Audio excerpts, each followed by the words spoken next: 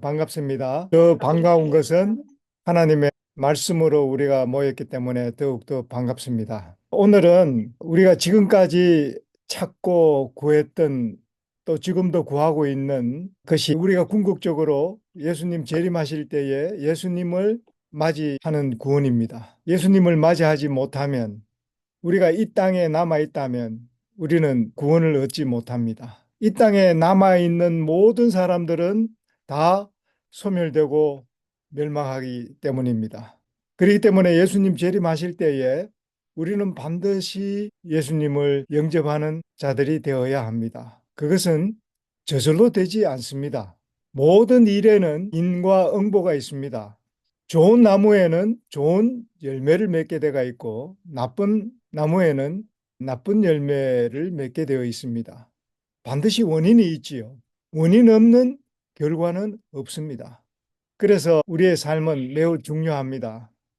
우리의 삶은 우리가 어떻게 살든지 간에 우리가 사는 그 결과를 우리 스스로 거두고 있기 때문입니다. 구원을 얻는 데는 한 가지 조건이 있습니다. 여러분, 그 한 가지 조건이 무엇인지 지금까지의 신앙생활을 통해서 얻은 답이 있으십니까? 오직 믿음. 오직 믿음. 정답입니다. 정답은 한 개지만 그 표현은 다양하게 할 수 있습니다. 대답을 찾기 위해서 오늘 두 가지를 여러분과 함께 좀 나누기를 원합니다. 한 가지는 열처녀의 비유에 대해서 교훈을 얻고 또 한 가지는 사사시대를 통해서 교훈을 좀 얻도록 하겠습니다. 먼저 우리 사사시대를 우리가 한번 보도록 하지요. 출애굽해가지고 홍해바다를 건넜던 1세대 사람들이 광야에서 다 죽고 요단 강을 건너기 직전에는 2세대만 남았습니다. 그러니까 광야에서 낳았던 자녀들이 자라서 그 부모 세대는 다 죽고 그 자녀들 세대만 남았습니다. 부모 세대가 홍해바다를 건넜는데 홍해바다의 경험이 없던 자들만 남았습니다.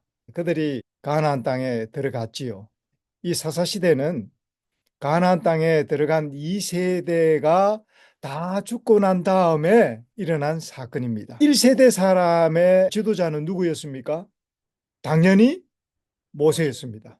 하나님께서 이 모세를 부르셔서 애굽 땅에서 당신의 백성들의 부르짖음을 들으시고 애굽 땅에서 도망 나온 모세를 보냅니다. 그리고 이 세대 사람의 지도자는 누구였습니까? 모세가 죽은 다음에 지도자는 여호수아입니다. 사사기는 여호수아 시대가 끝나고 나서 나오는 시대가 사사 시대입니다. 사사 시대는 여호수아가 끝나는 시대이기 때문에 여호수아 마지막을 한번 읽어보면 도움이 좀 되겠습니다. 여호수아 마지막 장이 24장으로 끝나는데 여호수아 24장 31절. 이스라엘이 여호수아가 사는 날 동안과 여호수아 뒤에 생존한 장로들 곧 여호와께서 이스라엘을 위하여 행하신 모든 일을 아는 자들이 사는 날 동안 여호와를 섬겼더라. 이 말씀을 읽을 때에 우리가 또 떠오르는 생각이 무엇입니까? 그것은 이스라엘 백성들이 요셉으로 말미암아 애굽에서 참 행복하게 살았습니다. 애굽에서 요셉이 총리로 있을 때에 요셉을 모르는 사람이 없었습니다. 요셉 때문에 온 세상이 축복을 받았습니다. 그런데 그렇게 행복하게 염려 없이 살았던 이스라엘 백성들이 종노릇 하게 됩니다. 출애굽기가 어떻게 시작이 되었는지 출애굽기가 시작하는 첫 장, 1장을 한번 보면 출애굽기 1장 6절, 7절, 8절을 읽어봐 주시기 바랍니다. 요셉과 그의 모든 형제와 그 시대의 사람은 다 죽었고 이스라엘 자손은 생육하고 불어나 번성하고 매우 강하여 온 땅에 가득하게 되었더라. 요셉을 알지 못하는 새 왕이 일어나 애굽을 다스리더니 요셉을 알지 못하는 새 왕이 일어났다는 얘기는 세월이 많이 또 지났다는 얘기죠. 요셉과 그의 모든 형제와 그 시대의 사람은 여호와께서 이스라엘을 위하여 행하신 모든 일들을 아는 자들이었습니다. 그러한 자들이 다 죽고 요셉을 알지 못하는 새 왕이 일어날 정도로 시대가 많이 지났습니다. 시대가 서서히 지났지만 서서히 지나는 시대도 깜짝같이 여러분 우리의 일생을 돌아보면 우리가 70, 80을 살았는데 돌아보니까 하룻밤 사이 같지 않습니까? 하루하루 살 때는 참 지루하고 어떻게 또 오늘 밤을 보내나 그렇게 우리가 평생을 살았는데 지나 보니까 그 70, 80도 하룻밤 사이 같이 지났습니다. 요셉을 알지 못하는 새 왕이 일어나고 또 하나님이 이스라엘을 위하여 행하신 모든 일들을 아는 자들이 다 죽기까지는 세월이 많이 지났습니다. 어떻게 됐습니까? 애굽에 종살이를 하게 되는 것입니다. 여기서 우리가 배워야 할 교훈은 무엇입니까? 여호와께서 이스라엘을 위해서 행하신 일들을 잊어버리는 것 외에는 우리가 아무것도 염려할 필요가 없다는 교훈입니다. 출애굽기의 교훈을 잊어버린 세대가 애굽의 종살이 대신에 다른 모양으로 종살이를 시작하게 되는 것이 사사시대입니다. 여호수아 시대에는 왕이 있었습니다. 왕이 누구십니까? 그들을 애굽에서 인도해 내신 여호와 하나님이 그들의 왕이셨습니다. 이스라엘이 여호수아가 사는 날 그리고 또 여호수아 뒤에 생존한 장로들이 사는 날 동안에는 그들이 여호와를 섬겼습니다. 여호와를 섬겼다는 얘기는 무엇입니까? 여호와를 섬겼다는 말은 여호와의 말을 듣고 순종했던 자들을 의미하는 것입니다. 모세가 여호와의 말씀을 순종하여 이스라엘 백성들을 그들보다도 숫자가 많고 강한 애굽 군대로부터 그들을 구원해냈습니다. 여호수아는 가나안 땅에 들어가서 그들보다 수가 많고 그들보다 강한 가나안 일곱 족속을 다 쫓아내고 이스라엘 12지파들에게 땅을 나누어 주었습니다. 그러니까 이러한 것들을 다 보고 아는 자들은 하나님의 명령을 순종했습니다. 예. 그러니까 이러한 하나님의 명령을 순종한 결과로 그들은 출애굽할 수 있었고 또 가나안 땅에 들어가서 기업을 얻을 수가 있었습니다. 그런데 모세가 지도자가 되어서 홍해 바다를 건넜던 1세대 사람들이 다 지나가고 그 다음에 여호수아를 통해서 요단강을 건넜던 2세대 사람들이 다 지나고 여호와를 아는 자들이 다 죽은 그 다음 세대 3세대 사람 여호와가 이스라엘을 위해서 행하신 일들을 알지 못하는 자들 보지 못하는 자들이 세대가 이제 시작이 되는 것입니다. 하나님의 말씀은 영원한 진리입니다. 하나님께서는 어떤 명령을 하셨습니까? 우리만 하나님의 말씀을 잘 믿고 순종하면 되는 게 아니고 우리의 자녀들 세대를 가르쳐야 돼요. 신명기 6장 6절 7절을 한번 읽어봐 주시기 바랍니다. 오늘 내가 내게 명하는 이 말씀을 너는 마음에 새기고 네 자녀에게 부지런히 가르치며 집에 앉았을 때든지 길을 갈 때든지 누워 있을 때든지 일어날 때든지 이 말씀을 강론할 것이며 하나님께서 우리에게 무엇을 명하시든지 그것을 그대로 지켜 행하면 그것이 우리에게 복이 됩니다. 하나님의 명령에 반하여 일들이 이루어지지 못하도록 행하는 모든 일들은 누가 하는 것입니까? 그 배후에 사단이 역사하는 것입니다. 사단도 이 세상에 자기 백성이 있어요. 하나님이 하나님의 백성이 있듯이 마귀도 자기 백성이 있습니다. 마귀도 자기 백성을 통해서 일하고 있는 거예요. 마귀가 보이지 않는 것입니다. 우리는 하는 일을 통해서 누가 일을 하시는지를 아는 것입니다. 만약에 자녀들을 교회에 출입하지 못하도록 막는다면 그것은 누가 그렇게 하는 것입니까? 예, 사탄이 그렇게 하는 것입니다. 팬데믹 때문에 아직은 교회에 가서 예배 드릴 때가 아니다. 아직 때가 이르다. 그렇게 이야기하면은 누가 그렇게 이야기하는 것입니까? 사탄. 예, 사탄이 하는 것입니다. 여러분, 이 세상의 전염병은 코로나보다도 더 지독한 전염병이 과거 세대에 있었어요. 그리고 세상이 죄로 말미암아 아담이 에덴에서 쫓겨난 이후에 언제나 전염병들이 있었습니다. 그러나 이 전염병과 시험과 재앙 가운데서 언제나 하나님께서는 안식일을 기억하여 거룩히 지키는 일들이 계속되었습니다. 한 번도 경건한 자손에 의해서 이 예배가 끊어진 적이 없습니다. 하나님의 명령을 이행하지 못하게 하는 것은 다 누구에게서 오는 거예요? 마귀에게서 오는 것입니다. 이래서 못하고 저래서 못하고 마귀에게서 오는 것입니다. 로마서 1장으로 한번 잠깐 돌아가 봅니다. 로마서 1장 20절을 우리가 한번 읽겠습니다. 창세로부터 그의 보이지 아니하는 것들, 또 그의 영원하신 능력과 신성이 그가 만드신 만물에 분명히 보여 알려졌나니 그러므로 그들이 핑계하지 못할지니라. 예, 여기 중요한 것은 무엇입니까? 이 세상에 죄가 만연하지만 그 죄에 대해서 아무도 뭐 할 수 없다? 핑계할 수 없다라는 사실을 오늘 우리가 믿어야 합니다. 모든 죄에 대하여 핑계할 수 없습니다.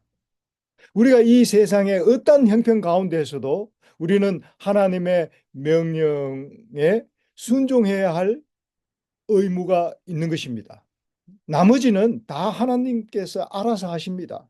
하나님께서 우리에게 명령하신 것은 그것을 순종하라고 명령하신 거예요. 하나님의 명령은 곧 무엇입니까? 우리를 애굽에서 가나안 땅으로 이끄시는 하나님의 길입니다. 하나님께서 우리를 어디로 인도하시겠습니까? 질병이 없고 고통이 없고 사망이 없는 모든 사람들이 갈망하는 영원한 나라로 인도하는데 그러한 영원한 나라가 이 땅에는 있어요, 없어요? 중국도 아니고 미국도 아닙니다. 한국도 아닙니다. 그 나라는 이 세상에 속하지 않은 하나님의 나라입니다. 예수님께서 그 나라를 우리에게 주시기 위하여 하나님께서 갈망하고 계십니다. 우리에게 그 나라를 주시기 위해서 얼마나 갈망하는지 성경은 어떻게 설명하고 있는 줄 아십니까? 우리에게 그걸 주고 싶어서 하나님께서 하신 표현이 하루가 천년이 같아. 여러분, 하루가 천년 같으면 여러분 살 수 있겠습니까? 오늘날 이 세상의 형편을 누구보다도 우리가 잘 아는데 하루가 천년 같으면 그 어떻게 살겠습니까?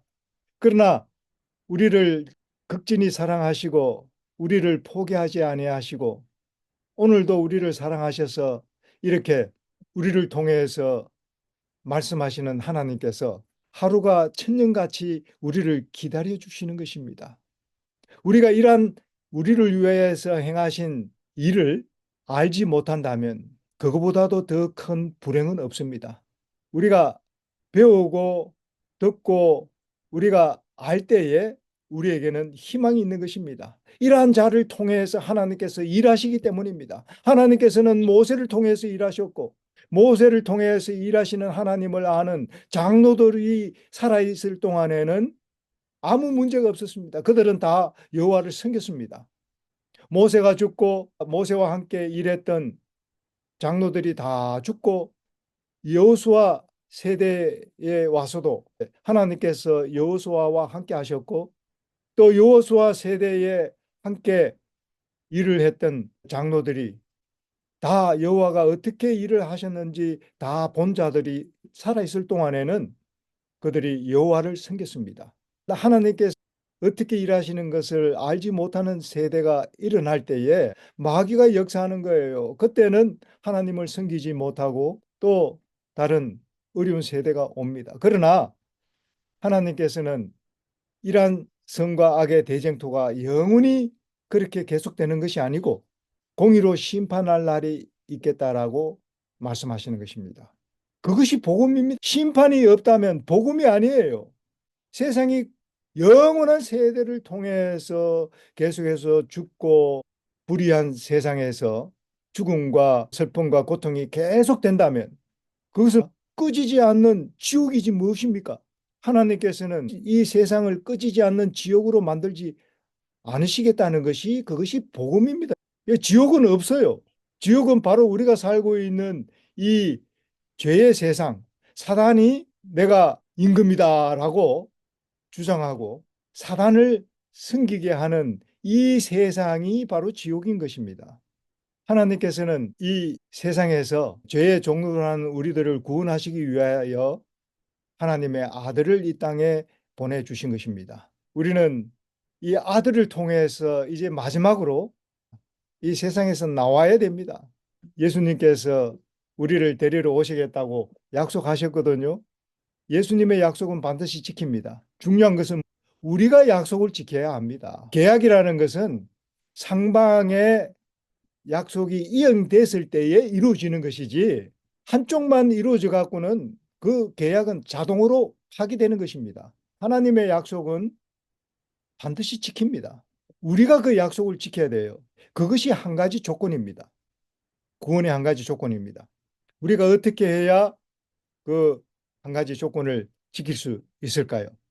지금 그 첫 번째 이야기로 사사 시대를 우리가 이야기하고 있습니다. 이 사사 시대는 여호수아 시대가 끝나고 난 다음 여호수아 시대까지는 하나님을 왕으로 섬겼지요.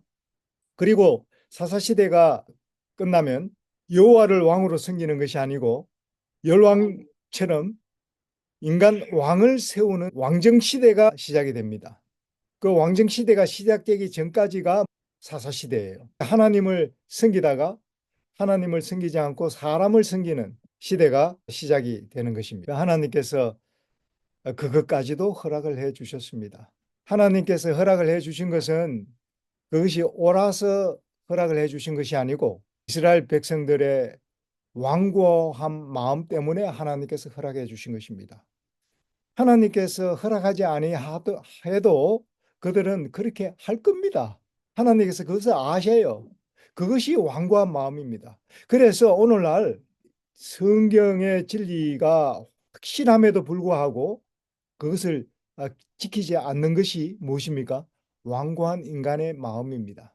이러한 인간의 완고한 마음이 깨어져야 하는 것입니다. 그것이 참된 회개입니다. 그래서 마음이 정직한 사람은 진리를 발견하고 어떠한 고통과 대가가 치루어질지라도 하나님의 말씀에 순종할 것입니다. 우리는 지나간 시대의 역사를 통해서 그 교훈을 받아야 합니다. 이 사사시대에 나오는 첫 번째 이야기가 무엇인지 한번 보겠습니다. 여기 사사기 1장을 한번 펴보시면 사사기 1장에서 가장 많이 나오는 반복해서 나오는 말씀이 쫓아내지 못하였다는 이야기입니다. 하나님께서 분명히 명령하셨습니다. 너희가 가나안 땅에 들어가거든 일곱 족속을 다 쫓아내라. 그들이 믿음으로 나가면 다 쫓아냈습니다. 시온 왕도 옥 왕도 그렇게 다 쫓아냈습니다. 실패한 적이 없어요. 그들이 쫓아내지 못한 것은 무엇입니까? 믿음의 부족입니다. 믿음이 없어서 쫓아내지 못한 것입니다. 하나님이 능력이 없어서 쫓아내지 못했겠습니까? 하나님께서는 가나안 땅을 그들에게 주시기로 약속을 했습니다. 여호수아가 그 약속을 지켰어요. 그러나 그들이 땅을 기업으로 받았지만 여전히 믿음으로 해야 할 일이 남아 있었습니다. 아직까지도 남아있는 가나안 족속들이 곳곳에 있었습니다. 그들을 끝까지 쫓아내는 의무는 이제 각 지파의 몫입니다. 여호수아가 했던 것처럼 그들도 믿음으로 그들과 싸워서 능히 남아있는 가나안 잔존 세력들을 쫓아낼 수가 있었습니다. 그런데 그들이 쫓아내지 못했다는 것은 그들의 믿음의 결여입니다. 믿음이 부족했고 믿음이 없어서 하지 못한 것입니다. 그리고 이것은 우리 개인적으로도 적용이 돼요. 다 하겠는데 우리가 하지 못한다는 것들이 각 사람마다 있습니까? 있습니다. 나는 다 하겠는데 이것은 잘 안 되더라고. 이것은 못하겠어. 이런 것들이 있습니다. 사람마다 약점이 있어요. 이 마귀는 우리의 약점들을 공격합니다. 대부분의 사람은 물질에 약하지요. 성경에도 하나님과 재물을 겸하여 섬기지 못하리라 그렇게 말씀하지 않습니까? 우리가 이 세상에서 일하여 돈을 벌고 그것으로 살아가는 것은 돈을 섬기는 것이 아닙니다. 우리가 섬길 분은 오직 한 분, 예수님밖에 없어요. 그것이 예수 믿음을 지키는 일입니다. 마지막 때에 하나님의 백성의 특징 중에 하나가 하나님의 계명도 지키지만 예수 믿음을 지키는 자들입니다. 이 예수 믿음을 지키는 자들이 올바른 신앙을 하는 자들을 의미하는 것입니다. 이 세상 재물을 숨기지 않고 오직 하나님만 숨기는 자들이 예수 믿음을 지키는 자들입니다. 그래서 우리가 이 세상 물질에 의지하면 안 됩니다. 이 세상 물질이 돈이 우리를 구원하는 것이 아니고 우리를 구원하실 분은 오직 예수님밖에 없어요. 성경의 하나님이십니다. 세상을 창조하시고 애굽에서 이스라엘 백성들을 구원하시고 이 세대에게 가나안 땅 족속들을 다 쫓아내고 그들에게 기업을 나누어 주셨던 그 하나님을 여전히 우리가 섬기고 있고 바로 그분이 우리들을 위해서 2000년 전에 이 땅에 오셔서 십자가에 달려셨습니다. 우리가 섬길 자입니다. 우리의 죄를 영원히 속하시기 위하여 그분께서 우리의 영원한 사망인 둘째 사망을 그분께서 당하신 것입니다. 이를 믿는 자마다 구원하실 수 있게 된 것입니다. 그것이 바로 요한복음 3장 16절의 약속입니다. 누구든지 하나님의 아들 독생자를 믿는 자는 멸망치 않고 영생을 얻게 하시는 것이 하나님의 계획입니다. 우리가 해야 할 일은 이제 한 가지 더 여러분에게 말씀을 나누고 마치겠는데요. 두 번째 이야기는 열처녀의 비유입니다. 열처녀의 비유에는 두 부류가 나옵니다. 다섯 처녀는 신랑을 영접했던 지혜로운 처녀고 나머지 다섯 처녀는 신랑을 영접하지 못한 어리석고 미련한 처녀입니다. 열처녀의 비유는 마지막 예수님께서 재림하실 때에 이 세상이 두 부류로 갈라질 것을 우리에게 보여주는 비유지만 그것이 사실 그대로 이루어지는 예언입니다. 사사시대의 경험으로 우리가 이 열처녀의 비유를 두 부분으로 나눈다면 어떻게 나눌 수 있겠습니까? 그들이 다 하나님께 순종을 했지만 온전히 순종하지 못했습니다. 그래서 그들이 다 쫓아내지 못한 거예요.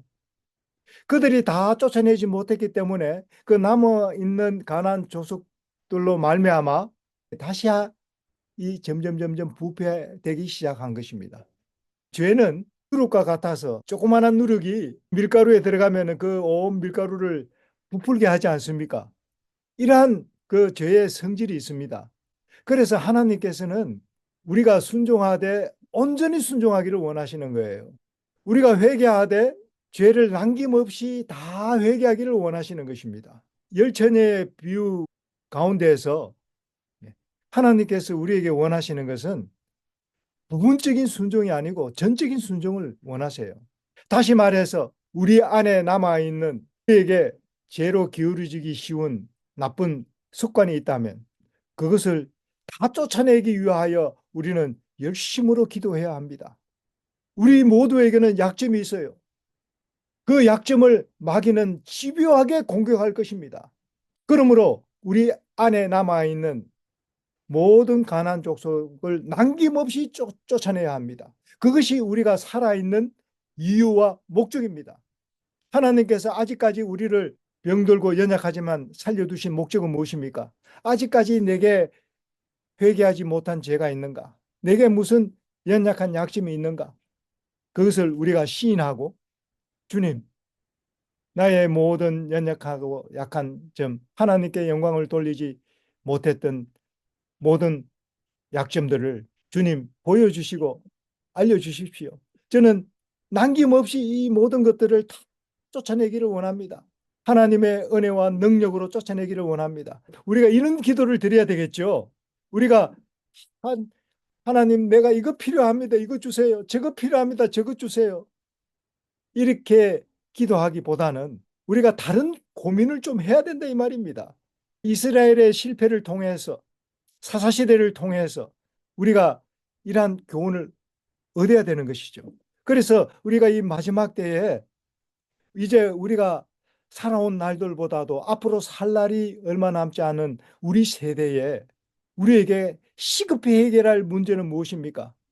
이제 우리의 남은 생애를 지금까지는 적당하게 신앙생활을 해왔다면 이제는 전적으로 하나님을 의지하고 하나님을 섬기는 신앙을 해야 되는 것입니다. 열천의 비유에서 우리가 부분적으로 하나님을 순종하지 않고 전적으로 하나님을 순종하는 완전한 사람은 없습니다. 이 완전한 사람은 어떤 사람이에요? 전적으로 하나님께 온전히 굴복하는 사람이 완전한 사람입니다. 이 구원받은 다섯 지혜로운 처녀들은 완전한 사람이 아니었습니다. 그들은 완전히 하나님께 굴복한 사람들이었습니다. 우리도 그렇게 하나님 보시기에 완전한 사람이 되어야 합니다. 이것이 하나님의 의미, 이것이 마지막 때에 온 세상에 증거해야 할 새 천사의 기별입니다. 새 천사의 기별은 하나님께 완전히 굴복하라. 하나님께 온전히 순종하라. 전적으로 너의 힘을 다하고 마음을 다하고 목숨을 다하고 정욕을 다해서 하나님을 사랑하라. 하나님을 사랑하는 것은 무엇입니까? 하나님을 순종하는 것입니다. 우리가 이 땅에 구원 얻을 수 있는 예수님을 영접할 수 있는 한 가지 조건은 신명기 20장 17절 말씀으로 대신하겠습니다. 신명기 20장 17절 말씀을 읽고 마무리하겠습니다. 곧 헷 족속과 아모리 족속과 가나안 족속과 브리스 족속과 히위 족속과 여부스 족속을 내가 진멸하되 내 하나님 여호와께서 내게 명령하신 대로 하라. 너희에게 명하신 대로 하지 않은 것이 죄입니다. 하나님께서 가나안 7족속을 쫓아내라고 하실 때에 가나안 7족속은 우리가 쫓아내야 할 죄를 상징하는 것입니다. 그들이 회개하지 않고 하나님께서 오랫동안 아브라함을 통해서 여호와를 알리셨습니다. 이삭과 야곱을 통해서 그 가나안 족속들에게 여호와를 알리셨습니다. 이스라엘 백성들이 애굽에서 오랫동안 지내는 동안에 그들은 회개하지 않았습니다. 오히려 제약이 관영하게 되었습니다. 그래서 결국에는 하나님께서 그 모든 족속들을 다 쫓아내기로 한 것입니다. 우리에게 아직 남아있는 가나안 족속이 있다면 우리는 필연코 쫓아내야 합니다. 그것이 무엇인지 하나님께서 원하는 자는 하나님께서 보여주실 것입니다. 예. 그리고 하나님께서 우리에게 명하신 대로 행하여야 합니다. 하나님께서 우리에게 행하라고 명하신 것이 무엇입니까? 대표적인 것이 있다면 영원한 하나님의 정부의 기초가 되는 십계명입니다. 이 십계명을 우리가 온전히 순종해야 합니다. 9가지 계명만 지킬 것이 아니라 10가지 계명을 온전히 순종해야 합니다. 이 세상이 지키지 않는 마지막 한 가지 계명까지. 무슨 계명? 네 번째 계명.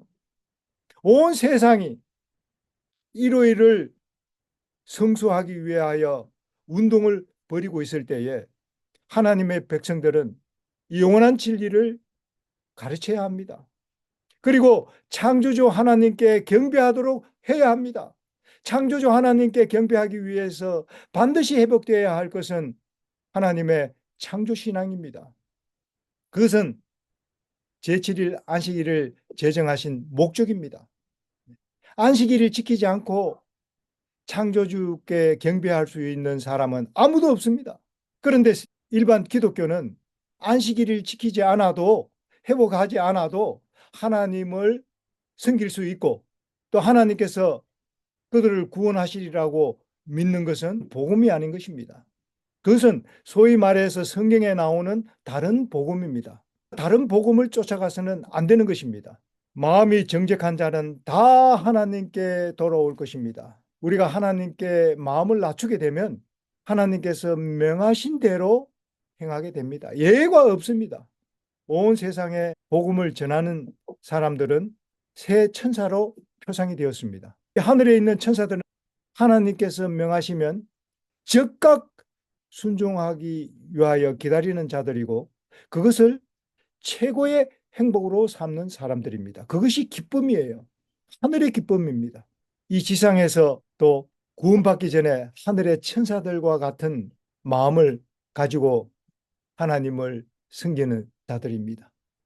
하나님께서 원하시는 바, 우리에게 명하신 대로 행하기 위하여 기도하고 일하고 회개하는 우리들이 되기를 바라면서 오늘 말씀을 마칩니다.